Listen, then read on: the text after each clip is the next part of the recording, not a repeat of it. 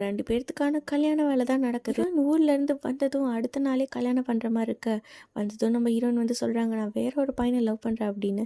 இதுவும் என்ன ப்ராங்க் தானா அப்படின்னு நம்ம ஹீரோ கேட்க. அப்புறம் தான் நம்ம குரல் எவ்வளோ சீரியஸாக இருக்காங்க அந்த பையன் மேலே அப்படின்னு நம்ம ஹீரோக்கு புரியுது. இதனால் நம்ம ஹீரோ ரொம்ப ஃபீல் பண்ணுறாங்க. இருந்தாலும் நம்ம ஹீரோனோட லவ்வை சேர்த்து வைக்கணும் அப்படின்னு சொல்லி, நீ உங்கள் அப்பாட்ட போய் பேசு அப்படின்னு சொல்ல. அவங்க அப்பாவும் ஓகே சொல்லிடுறாங்க. பையனுக்கு பேரண்ட்ஸ்ன்னு யாரும் இல்லை நம்மளை விட ஏழை அப்படின்னு சொல்ல, பரவாயில்லம்மா நீ கூட்டு வா நான் உனக்கு கல்யாணம் பண்ணி வைக்கிறேன் அப்படின்னு சொல்கிறாங்க.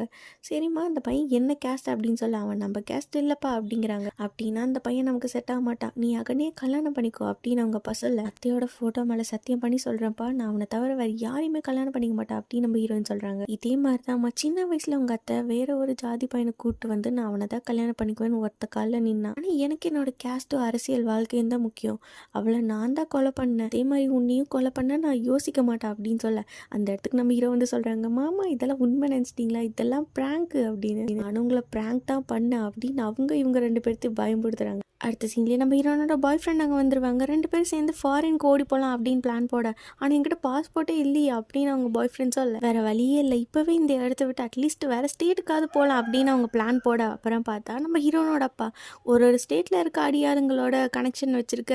இப்போ வேறு வழியே இல்லாமல் நம்ம ஹீரோயின் ரிசப்ஷனில் இருக்காங்க. அப்போ நம்ம ஹீரோனோட பாய் ஃப்ரெண்ட் வந்து சொல்கிறாங்க, இன்றைக்கி ஒரு நாள் மட்டும் அட்ஜஸ்ட் பண்ணி எனக்காக நீங்கள் அவளை கல்யாணம் பண்ணிட்டீங்கன்னா எல்லோரும் நம்பிடுவாங்க, அதுக்கப்புறம் நான் அவளை கூட்டிகிட்டு ஈஸியாக எஸ்கேப் ஆயிடுவேன். நம்ம ஹீரோவா இதெல்லாம் என்னால் முடியாது, இந்த ஆட்டத்துக்கு நான் வரலடா சாமி அப்படின்ட்டு விட்டு போகிறாங்க. ஆனால் நம்ம ஹீரோனை அப்படியே விட்டு போக மனசு இல்லாமல் நம்ம ஹீரோனே கல்யாணம் பண்ணிக்கிறாங்க.